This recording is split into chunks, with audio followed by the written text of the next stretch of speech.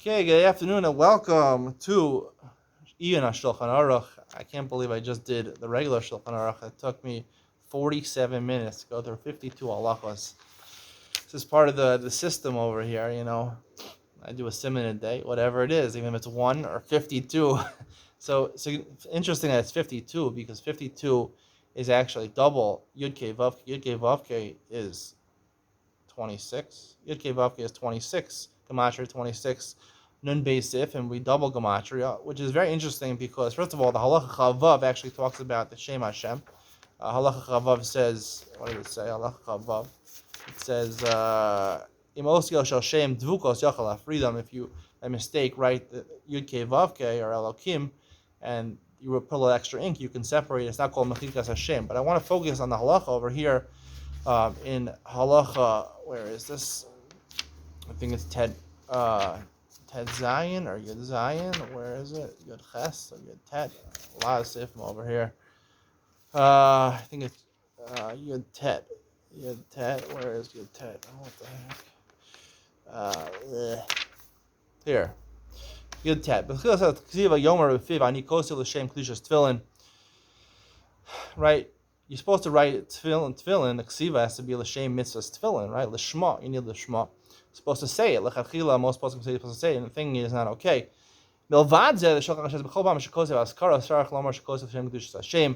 Really, when you say Hashem's name also, even if you already said at the beginning of the writing of the tefillin, l'shem kedushas tefillin, you're supposed to write l'shem kedushas Hashem before the askara, before Yud Kei Vav Kei, before Elokim. You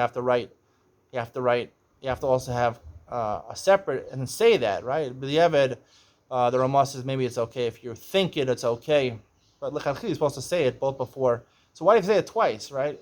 If you're doing there's obviously two mitzvahs over here by tefillin, like ksiva, l'shma for the tefillin, l'shma for the Shem Hashem. So, like I mentioned many times, the mitzvah of tefillin is to remind you of cheshbon nefesh. And similarly, when you write the tefillin, the person, the soul who is writing it, has to have in mind the Shem Kedushas tefillin for whatever the mitzvah is, and that he has to write it for the intent of the mitzvah, which is to remind the person, to remind you of the cheshbon nefesh and the Shemos Hashem. Why is Shem Hashem? You need a separate kavanah for that. Shem Hashem is because it's one. The Shem Hashem is actually one of the Aseres HaDibros. The third Aseres HaDibros. It says, you shouldn't say Hashem's name in vain. There's also an Israeli Mochek Hashem, which is probably included in the Aseres HaDibros. And all brachos, the Gemara learns, you're over an issue the rice, you say a bracha levatala.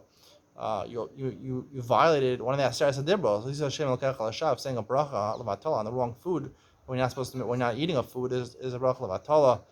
To say Hashem's name, you have to be very careful over here, and I think this carries over to Cheshbon Nefesh also, that there are certain times in life where you could just do a surface cheshbon nefesh, like you're going to a place or you're going doing something. What should I say? What should I do? What's the proper decision in this place, in this time? What's the proper decision? What should I do now? What should I eat now? What should I say now?